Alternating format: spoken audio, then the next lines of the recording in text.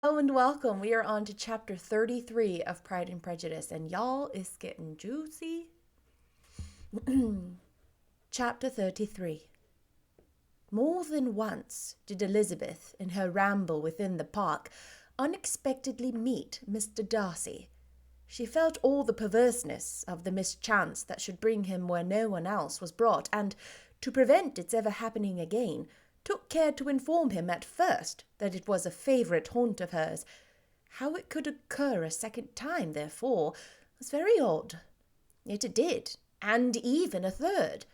It seemed like wilful ill nature or a voluntary penance, for on these occasions it was not merely a few formal inquiries and an awkward pause and then away, but he actually thought it necessary to turn back and walk with her.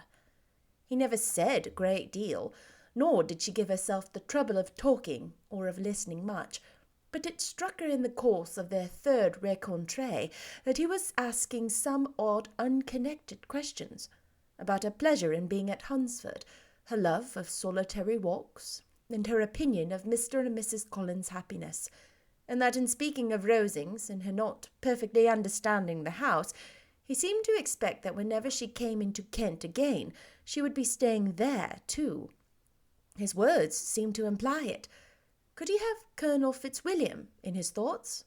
She supposed if he meant anything, he must mean an allusion to what might arise in that quarter. It distressed her a little, and she was quite glad to find herself at the gates in the pales opposite the parsonage. She was engaged one day as she walked in perusing Jane's last letter, and dwelling on some passages which proved that Jane had not written in spirits, when, instead of being again surprised by Mr. Darcy, she saw on looking up that Colonel Fitzwilliam was meeting her.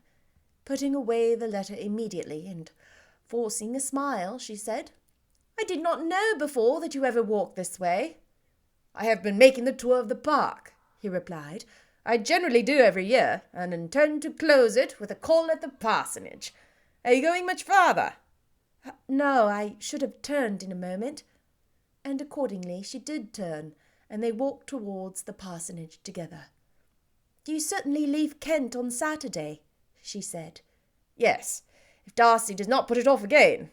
But I am at his disposal. He arranges the business just as he pleases."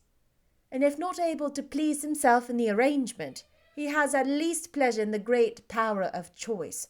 I do not know anybody who seems more to enjoy the power of doing what he likes than Mr. Darcy." "He likes to have his own way very well," replied Colonel Fitzwilliam. "But so do we all. It is only that he has better means of having it than many others, because he is rich, and many others are poor. I speak feelingly. A younger son, you know, must be inured to self-denial and dependence." "In my opinion, the younger son of an earl can know very little of either. Now, seriously, what have you ever known of self-denial and dependence? When have you been prevented by want of money from going wherever you choose, or procuring anything you had a fancy for?" "Those are home questions, and perhaps I cannot say that I have experienced many hardships of that nature, but in matters of greater weight I may suffer from want of money. Younger sons cannot marry where they like." "Unless where they like women of fortune, which I think they very often do." "Our habits of expense make us too dependent, and there are too many in my rank of life who can afford to marry without some attention to money." "Is this," thought Elizabeth, "meant for me?" And she coloured at the idea, but recovering herself, said in a lively tone, "And pray, what is the usual price of an earl's younger son? Unless the elder brother is very sickly, I suppose you would not ask above 50,000 pounds?" He answered her in the same style, and the subject dropped. To interrupt a silence which might make him fancy her affected with what had passed, she soon afterwards said, "I imagine your cousin brought you down with him chiefly for the sake of having someone at his disposal.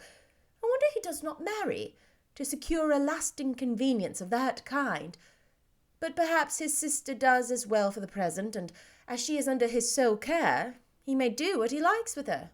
"No," said Colonel Fitzwilliam, "that is an advantage which he must divide with me.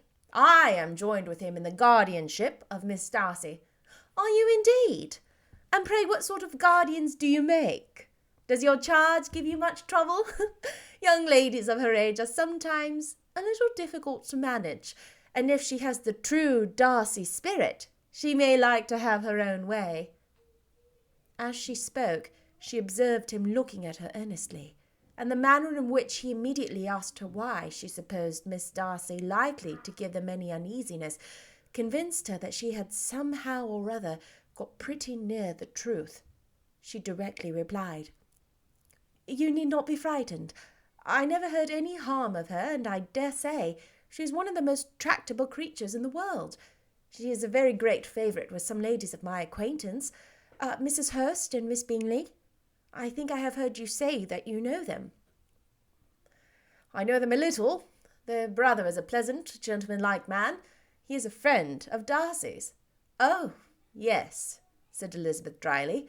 "Mr. Darcy is uncommonly kind to Mr. Bingley, and takes a prodigious deal care of him."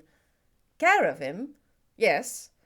I really believe Darcy does care of him in those points where he wants most care. From something that he told me from on our journey hither, I have reason to think Bingley very much indebted to him. But I ought to beg his pardon, for I have no right to suppose that Bingley was the person met. It was all conjecture." "What is it you mean?" "It is a circumstance which Darcy could not wish to be generally known, because if it were to get round to the lady's family, it would be an unpleasant thing."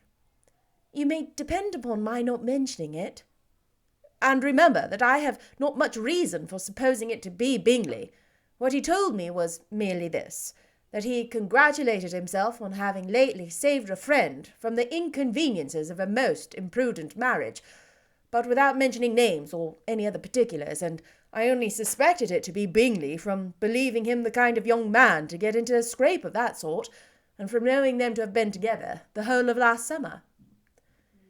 "Did Mr. Darcy give you reasons for this interference?" "I understood that there were some very strong objections against the lady." "And what arts did he use to separate them?" "He did not talk to me of his own arts," said Fitzwilliam, smiling. "He only told me what I have now told you."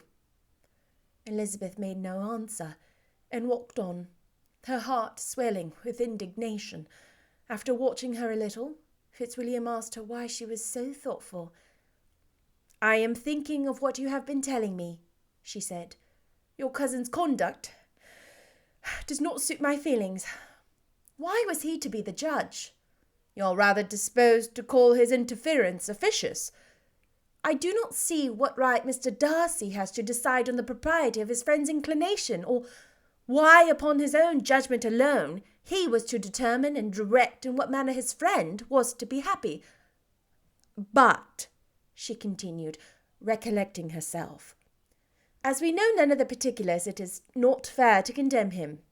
It is not to be supposed that there was much affection in the case." "That is not an unnatural surmise," said Fitzwilliam, "but it is a lessening of the honour of my cousin's triumph very sadly." This was spoken jestingly, but it appeared to her so just a picture of Mr. Darcy that she would not trust herself with an answer, and therefore, abruptly changing the conversation, talked on different matters until they reached the parsonage. There, shut in her own room, as soon as their visitor had left them, she could think without interruption of all that she had heard. It was not to be supposed that any other people could be meant than those with whom she was connected. There could not exist in the world two men over whom Mr. Darcy could have such boundless influence. That he had been concerned in the measures taken to separate Bingley and Jane, she had never doubted, but she had always attributed to Miss Bingley the principal design and arrangement of them.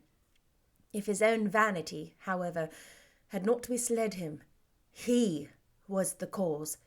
His pride and caprice were the cause of all that Jane had suffered, and still continued to suffer. He had ruined for a while every hope of happiness for the most affectionate, generous heart in the world, and no one could say how lasting an evil he might have inflicted. "There were some very strong objections against the lady," were Colonel Fitzwilliam's words, and those strong objections probably were, having one uncle who was a country attorney and another who was in business in London. To Jane herself, she exclaimed, there could be no possibility of objection. All loveliness and goodness as she is, her understanding excellent, her mind improved, and her manners captivating. Neither could anything be urged against my father, who, though with some peculiarities, his abilities Mr. Darcy himself need not disdain, and respectability which he will probably never reach. When she thought of her mother, her confidence gave way a little, but she would not allow that any objections there had material weight with Mr. Darcy, whose pride, she was convinced, would receive a deeper wound from the want of importance in his friends' connections than from their want of sense. And she was quite decided at last that he had been partly governed by this worst kind of pride, and partly by the wish of retaining Mr. Bingley for his sister. The agitation and tears which the subject occasioned brought on a headache, and it grew so much worse towards that evening that, added to her unwillingness to see Mr. Darcy, it determined her not to attend her cousins to Rosings, where they were engaged to drink tea. Mrs. Collins, saying that she really was unwell, did not press her to go, and as much as possible prevented her husband from pressing her, but Mr. Collins could not conceal his apprehension of Lady Catherine's being rather displeased by her staying at home. Oh dear, that was chapter 33. So if you are new to the story, Elizabeth's initial suspicions were right. And not right, it's even worse than she thought. She feared Darcy had something to do with the separation of Jane and Mr. Bingley, but she thought Caroline Bingley was sort of leading and designing everything. But from this account, from Colonel Fitzwilliam, Mr. Darcy's cousin, it was actually Mr. Darcy, and he took pride in doing it. Oh, doesn't that just give you the ick? That's the end of chapter 33. Y'all, you cannot miss chapter 34. I'm just telling you, this is the chapter. That's all I'm saying. This is the chapter. This is the chapter. I'll see you next time.